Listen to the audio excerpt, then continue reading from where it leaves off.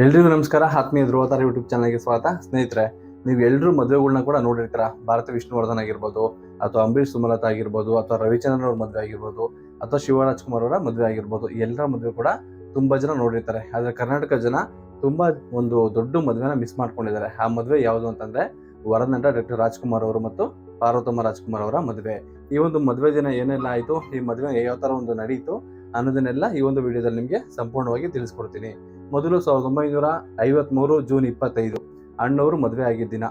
ಅಣ್ಣವ್ರು ಯಾವ ಒಂದು ದಿನದಲ್ಲಿ ಮದುವೆ ಆಗ್ತಾರೆ ಅಂತಂದ್ರೆ ನಂಜನಗೂಡಲ್ಲಿರುವಂಥ ಒಂದು ರಾಣಪ್ಪ ಚೌಟ್ರಿ ಅಂತ ಒಂದಿರುತ್ತೆ. ಆ ಒಂದು ಚೌಟ್ರಿಲಿ ಅಣ್ಣವರು ಮದುವೆ ಆಗ್ತಾರೆ. ಆಗ ಚೌಟ್ರಿ ಬಾಡಿಗೆ ಒಂದು 1953, ಅಂದ್ರೆ ಸ್ವತಂತ್ರ ಬಂದು ಬರೀ 6 ವರ್ಷಕ್ಕೆ ಅಣ್ಣವರು ಮದುವೆ ಆಗ್ತಾರೆ. ಆಗ ಅಣ್ಣವ್ರಿಗೆ 24 ವರ್ಷ ವಯಸ್ಸಾಗಿರುತ್ತೆ. ಪಾರ್ವತಮ್ಮ ರಾಜ್ಕುಮಾರ್ ಅವ್ರಿಗೆ ಕೇವಲ 13 ವರ್ಷ ವಯಸ್ಸಾಗಿರುತ್ತೆ.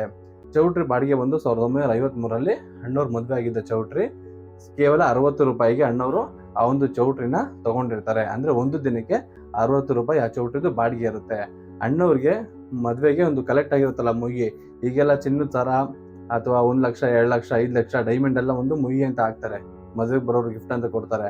ಆದ್ರೆ ಅಣ್ಣವ್ರಿಗೆ ಒಂದು ಅಣ್ಣವರ ಒಂದು ಚಿಕ್ಕಪ್ಪ ಇರ್ತಾರೆ, ನಾಗಪ್ಪ ಅಂತ ಅಂದ್ಬಿಟ್ಟು, ಅವರೊಂದು ಚಿನ್ನದ ಉಂಗುರ ಹಾಕಿರ್ತಾರೆ. ಅದೇ ಒಂದು ದುಬಾರಿ ಗಿಫ್ಟ್ ಅಣ್ಣವ್ರಿಗೆ ಬಂದಿದ್ದು. ಆದ್ರೆ ಅಣ್ಣವ್ರ ಮದುವೆಗೆ ಬಂದಂತ ಮುಯಿ ಬಂದು 45 ರೂಪಾಯಿ ಆಗಿರುತ್ತೆ. 45 ರೂಪಾಯಿ ಅಣ್ಣವ್ರಿಗೆ ಬಂದಂತ ಒಂದು ಸಂಪೂರ್ಣವಾದ ಒಂದು ಮುಯಿ ದುಡ್ಡು. ಅದಾದ್ಮೇಲೆ ಏನಾಗಿರುತ್ತೆ ಅಂತಂದ್ರೆ, ಇವಾಗೆಲ್ಲ 13 ವರ್ಷಕ್ಕೆ ಮದುವೆ ಆದ್ರೆ ಆ ಬಾಲ್ಯ ವಿವಾಹ ಅಂತ ಅಂದ್ಬಿಟ್ಟು ಕೇಸ್ಗಳನ್ನ ಹಾಕ್ತಾರೆ. ಆದ್ರೆ ಅವಾಗ ಪಾರ್ವತಮ್ಮ ರಾಜ್ಕುಮಾರ್ ಅವರು ಬರೀ 13 ವರ್ಷಕ್ಕೆ ಮದುವೆ ಆದ್ರು. ಆ ಒಂದು ಏಜ್ ಅಲ್ಲಿ ಪಾರ್ವತಮ್ಮ ರಾಜ್ಕುಮಾರ್ ಅವ್ರಿಗೆ ಏನ್ ಮಾಡ್ಬೇಕು ಅಂತ ಕೂಡ ಗೊತ್ತಿರ್ದಿಲ್ವಂತೆ. ಅಂದ್ರೆ ಸಂಸಾರನ ಹೆಂಗ್ ನಡೆಸ್ಬೇಕು ಅನ್ನೋದು ಕೂಡ ಅವ್ರಿಗೆ ಗೊತ್ತಿರ್ಲಿಲ್ಲ. ಆದ್ರೆ ಅಣ್ಣವರು ಮದುವೆ ದಿನ ಏನಾಗಿತ್ತು ಅಂತಂದ್ರೆ, ಮದುವೆ ಹಿಂದಿನ ದಿನ ಹೊಸಪೇಟೆಗೆ ಹೋಗಿರ್ತಾರೆ. ಅಂದ್ರೆ ಗುಲ್ಬರ್ಗ ಅಥವಾ ಹುಬ್ಳಿ ಭಾಗದಲ್ಲಿ ಅವರು ನಾಟಕಗಳನ್ನ ಆಡ್ತಿರ್ತಾರೆ ತುಂಬಾ ಅತಿ ಹೆಚ್ಚು. ಆಗ ಹೊಸಪೇಟೆಯಲ್ಲಿ ನಾಟಕ ನಡೀತಿರುತ್ತೆ. ಆ ಒಂದು ನಾಟಕನ ಮುಗಿಸಿ ಬೆಳಗಿನ ಜಾವ 3:15 ಬರ್ತಾರೆ ಅಣ್ಣವರು.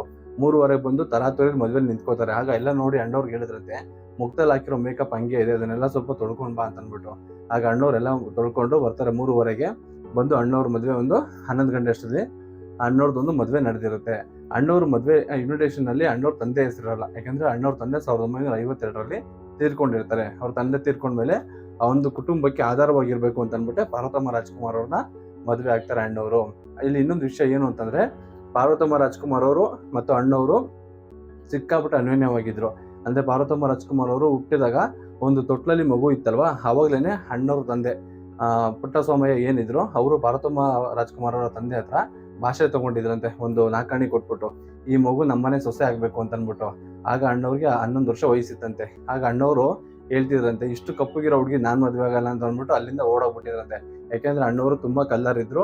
ಆದ್ರೆ ಪಾರ್ವತಮ್ಮ ರಾಜ್ಕುಮಾರ್ ಅವರು ಹುಟ್ಟಿದಾಗ ತುಂಬಾ ಬ್ಲಾಕ್ ಇದ್ದಿದ್ ನೋಡಿ ಅಣ್ಣವ್ರು ನಾನು ಯಾವ್ದೇ ಕಾರಣಕ್ಕೂ ಮದುವೆ ಆಗಲ್ಲ ಅಂತಿದ್ರಂತೆ. ಅದಾದ್ಮೇಲೆ ಪಾರ್ವತಮ್ಮ ರಾಜ್ಕುಮಾರ್ ಅವರು ಒಂದು 8ನೇ ಕ್ಲಾಸ್ ಓದ್ಬೇಕಾದ್ರೆ ಇನ್ನೊಂದ್ಸರಿ ಮದುವೆ ಪ್ರಸ್ತಾಪ ಬಂದಾಗ ಪಾರ್ವತಮ್ಮ ರಾಜ್ಕುಮಾರ್ ಅವ್ರ ಮನೇಲಿ ಹೇಳಿದ್ರಂತೆ, ಇಲ್ಲ ನಮ್ಮ ಮಗು ಇನ್ನೂ ಚಿಕ್ಕದು, ಅವಳು SSLC ಆದ್ಮೇಲೆ ಮದುವೆ ಮಾಡ್ಕೊಡ್ತೀವಿ ಅಂತ ಅಂದ್ಬಿಟ್ಟು.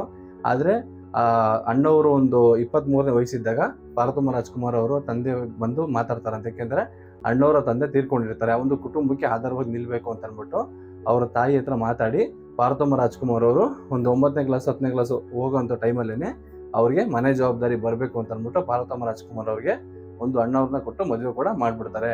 ಇದಕ್ಕಿಂತ ಮುಂಚೆ ಒಂದು ಸನ್ನಿವೇಶ ಯಾವುದು ಅಂತಂದ್ರೆ, ಪಾರ್ವತಮ್ಮ ರಾಜ್ಕುಮಾರ್ ಅವರು 4ನೇ ಕ್ಲಾಸ್ 5ನೇ ಕ್ಲಾಸ್ ಸ್ಕೂಲ್ ಇರ್ಬೇಕಾದ್ರೆ ಅಣ್ಣವ್ರು ಸೈಕಲಲ್ಲಿ ಹೋಗ್ತಿದ್ರಂತೆ. ಪಾರ್ವತಮ್ಮ ರಾಜ್ಕುಮಾರ್ ಅವರು ಅವ್ರ ಮನೆಗೆ ಹೋಗಿ ಅವ್ರನ್ನ ಸೈಕಲ್ ಅಲ್ಲಿಂದ ಕರ್ಕೊಂಡ್ ಬರ್ತಿದ್ರಂತೆ, ವಾರದಲ್ಲಿ 1 ದಿನ 2 ದಿನ ಎಲ್ಲ.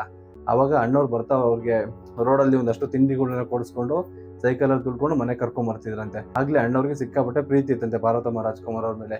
ಇಲ್ಲ, ಈ ಹುಡುಗಿ ನಮ್ಮ ಮನೆಗೆ ಹೊಂದ್ಕೊಂತಾಳೆ ಅಂತ ಅಂದ್ಬಿಟ್ಟು. ಆದ್ರೆ ಅಣ್ಣವ್ರಿಗೂ ಪಾರ್ವತಮ್ಮ ರಾಜ್ಕುಮಾರ್ ಅವ್ರಿಗೂ ಸುಮಾರು 11 ವರ್ಷಗಳ ಕಾಲ ವ್ಯತ್ಯಾಸ ಇತ್ತು. ಅಣ್ಣವ್ರು ಮದುವೆ ದಿನ ಕೂಡ ತುಂಬಾ ಅಳ್ತಿದ್ರಂತೆ, ನಾನು ಇನ್ನೂ ಸಾಕಷ್ಟು ಕೆಲಸಗಳನ್ನ ಮಾಡ್ಬೇಕು, ನನ್ಗೆ ಇವಾಗಲೇ ಮದುವೆ ಮಾಡಿದ್ರೆ ಹಿಂಗೆ, ನನಗೆ ಇನ್ನೂ ಸಾಕಷ್ಟು ಜವಾಬ್ದಾರಿಗಳು ಬರಬೇಕು, ನನಗೆ ಇಷ್ಟು ಚಿಕ್ಕ ವಯಸ್ಸು ಮದುವೆ ಬೇಡ ಅಂತ ಅಂದ್ಬಿಟ್ಟು. ಆದ್ರೂ ಕೂಡ ತಂದೆ ಇಲ್ಲ, ಈ ಮನೆಗೆ ಒಂದು ಬೆಳಕು ಬೇಕು ಅಂತ ಅಂದ್ಬಿಟ್ಟು ಪಾರ್ವತಮ್ಮ ರಾಜ್ಕುಮಾರ್ ಅವ್ರನ್ನ ಅಣ್ಣವ್ರು ಕೊಟ್ಟು ಮದುವೆ ಮಾಡ್ತಾರೆ. ಮತ್ತು ಈ ಮದುವೆಯಲ್ಲಿ ಅಣ್ಣವರು ಯಾವ ತರ ಅಂತಂದ್ರೆ ಸಿಕ್ಕಾಪಟ್ಟೆ ಕಷ್ಟದಲ್ಲಿ ಇರ್ತಾರೆ. ಅಂದ್ರೆ ಒಂದು ಬಡತನದಲ್ಲೇ ಬೆಳೀತಿರ್ತಾರೆ ಅಣ್ಣವರು. ಆಗ ಸುಬ್ಬಯ್ಯ ನಾಯ್ಡು, ಈಗ ಏನಿದ್ದಾರೆ ಸುಜನ್ ಲೋಕೇಶ್ ಅವರ ತಾತ ಸುಬ್ಬಯ್ಯ ನಾಯ್ಡು ಏನಿದ್ದಾರೆ, ಅವ್ರು ಬಂದು ಅಣ್ಣವ್ರಿಗೆ 550 ರೂಪಾಯಿ ಸಾಲ ಕೂಡ ಕೊಟ್ಟಿರ್ತಾರೆ. ಆದ್ರೆ ಅಣ್ಣವರು ಆ 550 ರೂಪಾಯಿಲೇ ಮದುವೆ ಮುಗಿಬೇಕು ಅಂತ ಅಂದ್ಬಿಟ್ಟು ಒಂದು ಪ್ಲಾನ್ ಕೂಡ ಹಾಕೊಂಡಿರ್ತಾರೆ. ಆ ಚೌಟ್ರಿ ನಂಜನಗೂಡಲ್ಲಿ ಏನಿದೆ, ಆ ಚೌಟ್ರಿ ಈಗಲೂ ಕೂಡ ಇದೆ. ಈಗಲೂ ಕೂಡ ಆ ಚೌಟ್ರಿ ತುಂಬಾ ಚೆನ್ನಾಗಿದೆ. ಸಾಕಷ್ಟು ಹಳ್ಳಿ ಭಾಗದ ಜನರು ಬಂದು ಅಲ್ಲಿ ಮದುವೆಗಳನ್ನ ಮಾಡ್ತಿರ್ತಾರೆ. ಆ ಚೌಟ್ರಿ ಬಾಡಿಗೆ ಈಗ ಒಂದು 10,000 ರೂಪಾಯಿ ಇದೆ ಒಂದು ದಿನಕ್ಕೆ. ಅಣ್ಣವ್ರ ಮದುವೆ ಆದಾಗ 60 ರೂಪಾಯಿ ಇದ್ದಂತ ಬಾಡಿಗೆ ಈಗ ಬಂದು 10,000 ರೂಪಾಯಿ ಇದೆ. ಈ ಮದುವೆನ ಸಂಪೂರ್ಣ ಒಂದು ವೆಚ್ಚ ಬಂದು ಪಾರ್ವತಮ್ಮ ರಾಜ್ಕುಮಾರ್ ಅವರ ತಂದೆ ಅವರು ಕೂಡ ಬರ್ಸಿರ್ತಾರೆ. ಎಷ್ಟು ಖರ್ಚಾಗಿರುತ್ತೆ ಅಂತಂದ್ರೆ ಅಣ್ಣವ್ರ ಮದುವೆಗೆ 480 ರೂಪಾಯಿ ಖರ್ಚಾಗಿರುತ್ತೆ. 1953ರಲ್ಲಿ 480 ರೂಪಾಯಿ ಖರ್ಚು ಮಾಡಿ ಒಂದು ದೊಡ್ಡ ಮಟ್ಟದಲ್ಲಿನೇ ಮದುವೆ ಆಗಿದ್ರು ಅಣ್ಣವರು. ಆಗಿನ ಕಾಲದಲ್ಲಿ ಮುಯ್ಯೆಲ್ಲ ಯಾವ ತರ ಇತ್ತು ಅಂತಂದ್ರೆ ₹1, ₹2, ₹3 ಈ ತರ ಆಗ್ತಿದ್ರು. ಅತಿ ಹೆಚ್ಚು ಅಂತಂದ್ರೆ ಈ ಊರಿನ ಗೌಡ್ರು, ಸಾಹುಕಾರರು ಅಂತ ಇರ್ತಾರಲ್ಲ, ಅವ್ರು ಮಾತ್ರ ₹51 ಇಲ್ಲ ₹101 ಆಗ್ತಿದ್ರು. ಅಣ್ಣವ್ರಿಗೆ ಆ ತರ ಒಂದು ದೊಡ್ಡ ಬೆಂಬಲ ಯಾವ್ದು ಕೂಡ ಇರ್ಲಿಲ್ಲ ಅನ್ಸುತ್ತೆ. ಅದಕ್ಕೋಸ್ಕರ ಅಣ್ಣವ್ರ ಮದ್ವೆಗೆ ಬರೀ ₹45 ಬಂದಿರುತ್ತೆ. ಮತ್ತೆ ಅಣ್ಣವ್ರದ್ದು ಕಾಸ್ಟ್ಲಿ ಗಿಫ್ಟ್ ಅಂತಂದ್ರೆ ಅಣ್ಣವ್ರ ಚಿಕ್ಕಪ್ಪ, ಅಂದ್ರೆ ಅಣ್ಣವ್ರ ತಂದೆ ಇರ್ಲಿಲ್ಲ ಈ ಒಂದು ಮದುವೆಯಲ್ಲಿ, ತೀರ್ಕೊಂಡಿದ್ರು. ಅವ್ರ ಚಿಕ್ಕಪ್ಪ ಮುಂದೆ ನಿಂತು ಮದುವೆ ಮಾಡಿರ್ತಾರೆ. ಹಾಗಾಗಿ ಅಣ್ಣವ್ರಿಗೆ ಒಂದು ಚಿನ್ನದ ಉಂಗುರ ಕೂಡ ಹಾಕಿರ್ತಾರೆ. ಅದೇ ಕಾಸ್ಟ್ಲಿ ಗಿಫ್ಟ್ ಅಣ್ಣವ್ರಿಗೆ ಬಂದಿದ್ದು. ಇವಾಗೆಲ್ಲ ಒಂದು ಮದುವೆ ನಡಿಬೇಕು ಅಂತಂದ್ರೆ 500ರಿಂದ ಒಂದು 5,000 ಕೂಡ ಇನ್ವಿಟೇಷನ್ ಕಾರ್ಡ್ನ ಓಡಿಸ್ತಾರೆ. ಆದ್ರೆ ಅಣ್ಣವರು ಬರೀ 50 ಇನ್ವಿಟೇಷನ್ ಕಾರ್ಡ್ನ ಮಾತ್ರ ಅವರು ಮದ್ವೆಗೆ ಓಡಿಸಿದ್ರು. ಮತ್ತು ಅವರು 50 ಇನ್ವಿಟೇಷನ್ ಕಾರ್ಡ್ನ ಓಡಿಸಿದ್ರು ಕೂಡ ಅವ್ರ ಮದ್ವೆಗೆ ಬಂದಷ್ಟು ಜನಗಳು ಎಷ್ಟು ಅಂತಂದ್ರೆ 300 ಜನ. ಅಣ್ಣವರು ಸಿನಿಮಾದಲ್ಲಿ ನಾಯಕನಾಗಿದ್ದ ಮುಂಚೆನೆ ಅವರ ಊರಲ್ಲಿ ಒಂದಷ್ಟು ಖ್ಯಾತಿನ ಗಳಿಸಿರ್ತಾರೆ, ಅಂದ್ರೆ ಬೀದಿ ನಾಟಕಗಳನ್ನ ಮಾಡಿ. ಹಾಗಾಗಿ ಅಣ್ಣವರು ಬರೀ 50 ಇನ್ವಿಟೇಷನ್ ಕಾರ್ಡ್ನ ಓಡಿಸಿದ್ರು ಕೂಡ ಅವರ ಮದುವೆ ನೋಡೋದಕ್ಕೆ 300 ಜನ ಆಗಮಿಸಿರ್ತಾರೆ.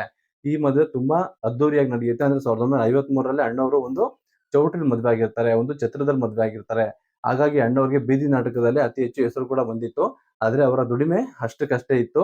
ಅಂದ್ರೆ ಅವಾಗೆಲ್ಲ ತುಂಬಾ ಕಮ್ಮಿ ದುಡಿತಿದ್ರು ಅಣ್ಣವರು. ಇದಾಗಿ ಮದುವೆ ಆಗಿ ಒಂದೇ ವರ್ಷಕ್ಕೆ ಅವರ ಬೇರಡಾರ ಕಣ್ಣಪ್ಪ ಸಿನಿಮಾ ತೆರೆ ಕಾಣುತ್ತೆ. ಅಲ್ಲಿಂದ ಅವರ ಅದೃಷ್ಟದ ಬಾಗಿಲು ಓಪನ್ ಆಗುತ್ತೆ ಅಂತಾನೆ ಹೇಳ್ಬೋದು. ಇನ್ನೊಂದು ವಿಷಯ ಏನ್ ಹೇಳ್ಬೇಕು ಅಂತಂದ್ರೆ, ಅಣ್ಣವ್ರ ಮದುವೆ ಒಂದು ಗುರುವಾರ ನಡೆಯುತ್ತೆ. ಜೂನ್ 25 ಗುರುವಾರ ನಡೆಯುತ್ತೆ. ಗುರುವಾರ ಅಂತಂದ್ರೆ ಅವ್ರ ಇಷ್ಟ ದೇವರು ರಾಘವೇಂದ್ರ ಸ್ವಾಮಿ ಅವರ ಒಂದು ಆಶೀರ್ವಾದದ ಮುಖಾಂತರ ಅವರ ಮದುವೆ ಕೂಡ ನಡೆಯುತ್ತೆ. ಅವರ ಮದುವೆ ಆಗಿದ್ದ ಡೇಟ್ ಯಾವ ತರ ಇತ್ತು ಅಂತಂದ್ರೆ ಜೂನ್ 25, ಟೈಮ್ ಒಂದು ಬೆಳಿಗ್ಗೆ 10:25ರಿಂದ 11:15 ಅವರ ಒಂದು ಶುಭ ಲಗ್ನದಲ್ಲಿ ಪಾರ್ವತಿ ರಾಜ್ಕುಮಾರ್ ಅವರು ಮದುವೆ ಆಗ್ತಾರೆ. ಹಾಗೂ ನಿಮ್ಗೆ ಡಾಕ್ಟರ್ ರಾಜ್ಕುಮಾರ್ ಅವರ ಯಾವೊಂದು ಸಿನಿಮಾ ಬಗ್ಗೆ ಮಾಹಿತಿ ಬೇಕು ಮತ್ತು ಅವರ ಯಾವೊಂದು ವಿಷಯದ ಬಗ್ಗೆ ನಿಮಗೆ ಮಾಹಿತಿ ಬೇಕು ಅಂತಂದ್ರೆ ಕಮೆಂಟ್ ಮೂಲಕ ತಿಳಿಸಿ ಅಂತ ಹೇಳ್ತಾ ವಿಡಿಯೋನಲ್ಲಿ ಮುಗಿಸ್ತಿದ್ದೀನಿ. ಎಲ್ರಿಗೂ ಧನ್ಯವಾದಗಳು.